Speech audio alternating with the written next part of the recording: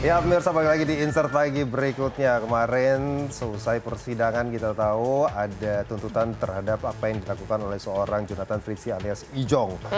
Vonis 8 tahun diajukan dan ternyata kalau kita lihat memang zat berbahaya yang terkandung dalam vape itu sebenarnya belum termasuk pada golongan narkotika manapun. Walaupun statusnya adalah obat keras, itu digunakan biasanya dari ilmu kedokteran pada saat sebelum melakukan operasi. Tapi balik lagi, secara undang-undang kesehatan ini tidak diperbolehkan sehingga 8 bulan vonis yang dijatuhkan kurang lebih berarti jatuhnya dia ditahan sekitar bulan Juli kemarin betul.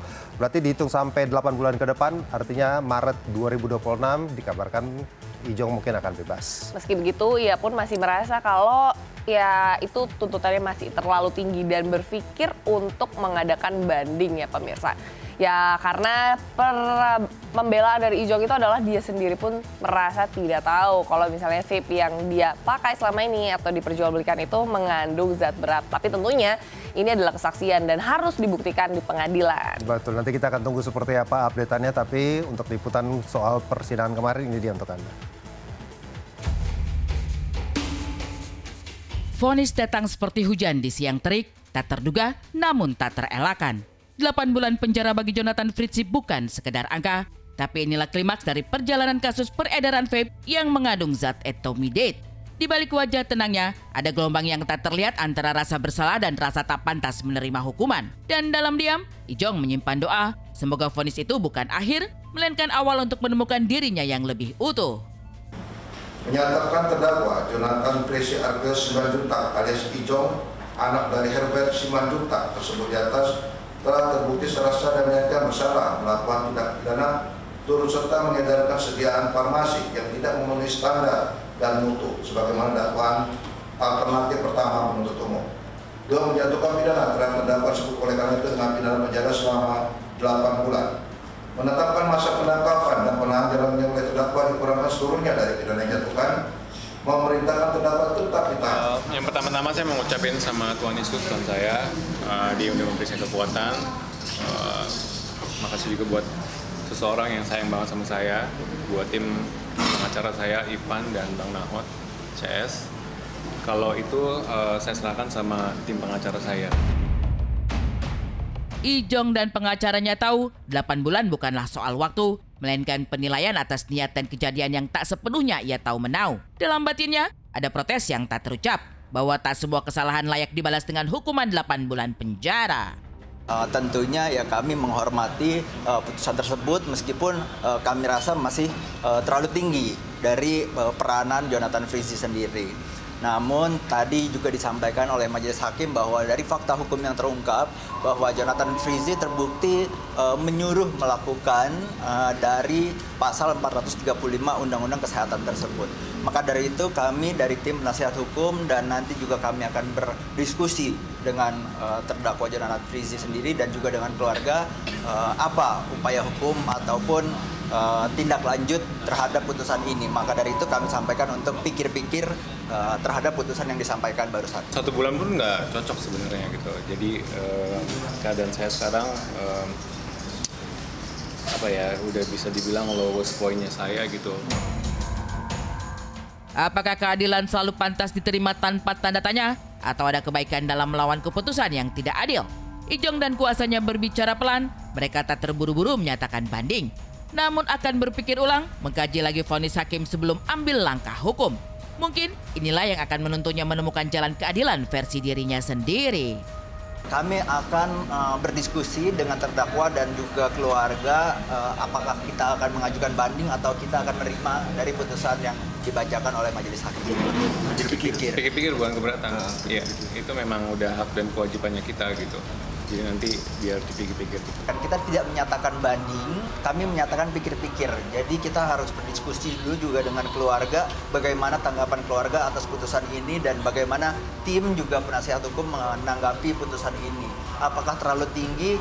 Kalau kami merasa dari tim penasihat hukum dengan ketidaktahuannya Jonathan Fritzi terhadap etomidate dan juga peranan sebagai bukan aktor utama dan bukan orang yang mengedarkan etomidate ini, dari situ kita berpendapat seharusnya bisa lebih ringan. Namun apakah kami akan mengajukan banding ataupun kami akan terima putusan ini, nanti mungkin kami akan sampaikan.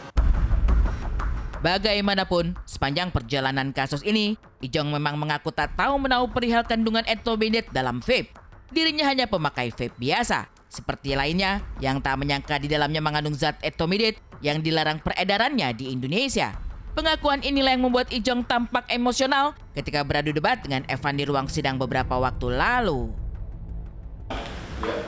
Waktu saya dan Erna dan Barun diperiksa di BAP di Polres sama Pak Kasar Michael, di situ dia baru menjelaskan kalau kalian tahu nggak ini etomidat atau bukan? Nggak tahu. Ya, mereka menjelaskan kalau ini adalah etomidat. Sekarang saya mau nanya, bro kapan ngasih tahu saya kalau ini etomidat? Waktu pertama kali kita juga nggak ada. Baru tahu kata-kata etomidat itu dari polisi. Itu kata-kata dari polisi. Gini, jadi saudara bantah keterangan saksi ini ya, bahwa diberitahukan sejauh-jauhan ya. Iya, Evan nggak pernah bilang bahwa itu etomidat. Malah Evan selalu meyakinkan saya dari dulu sampai dia bilang ada polisi dan ada teman di BNN kalau ini bukan barang terlarang, bukan bekas dan bukan narkoba. Makanya ini aman. Ya.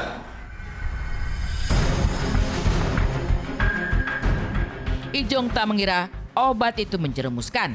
Ia hanya percaya seperti kebanyakan kita yang sering tak memeriksa apa yang dikonsumsi. Kini, ia berdiri sebagai pelajaran bahwa kehati-hatian adalah benteng terakhir di era di mana segalanya mudah dipercaya. Dalam suaranya terdengar penyesalan, namun juga kekuatan untuk mengubah diri untuk tak lagi lengah dalam hidup yang terlihat aman. Kalau saya sebenarnya atas ketidaktahuan saya, makanya saya bisa jadi seperti sekarang. Dan saya juga berpesan supaya teman-teman dan masyarakat lebih hati-hati lagi sama coach yang beredar sekarang. So far sehat. Doain aja semoga bisa cepat selesai. Keluar juga nanti bisa berkarya lagi. Toh juga ini bukan sesuatu yang haram dan saya juga nggak main narkoba gitu, dan saya hidupnya benar. Saya punya anak, saya punya pasangan juga gitu, dan saya juga punya keluarga yang baik-baik. Gitu. Jadi saya harap ini juga bisa menjadi contoh buat masyarakat, buat saya juga. Setiap batas penderitaan selalu ada rencana untuk bangkit. Bagi Ijong, hidup tidak boleh berhenti di ruang pengadilan. Ada kebahagiaan yang menunggu untuk dijemput. Ia berkata akan ada acara bahagia setelah semua ini. Mungkinkah ini perihal rencana untuk menikahi Ririn Dwi Ariyanti yang dilarang Ijong untuk temani dirinya di ruang sidang selama proses sidang berlangsung? Kedepannya saya mau melangsungkan suatu acara yang bahagia juga pasti akan mengundang kalian semua. Jadi kita saling dukung aja gitu. Ketika Ijong ungkap niatan untuk menikahi Ririn pasca bebas nanti, tak pelak tertutup rapat sudah pintu rujuk dengan Dena Devanka. Pun Dena kini sudah tak berharap banyak dari Ijong, termasuk nafkah untuk buah hati. Dena berjuang sendiri untuk merawat, mengasuh, dan membesarkan buah hati. Jika seorang ibu yang memang berperan lebih daripada seorang ayah dalam menafkahi dan juga membesarkan anak, apakah itu merupakan jihad dalam Islam? Karena setahu saya, kalau mencukupi anak atau menafkahi anak itu bukan kewajiban seorang ibu. Karena saya sudah membesarkan anak, saya sudah menafkahi anak, saya sudah mengikhlaskan dengan nominal yang diberikan oleh beliau. Jadi saya sudah ibaratnya pasrah lah ya, mau ngasih berapa oke deh gitu loh. Asal kita baik-baik aja. Syarat saya kepada dia hanya kalau minta anak cukup baik-baik saja. Tidak perlu pakai emosi, harus mengerti kondisi anak misalnya lagi ujian atau apa.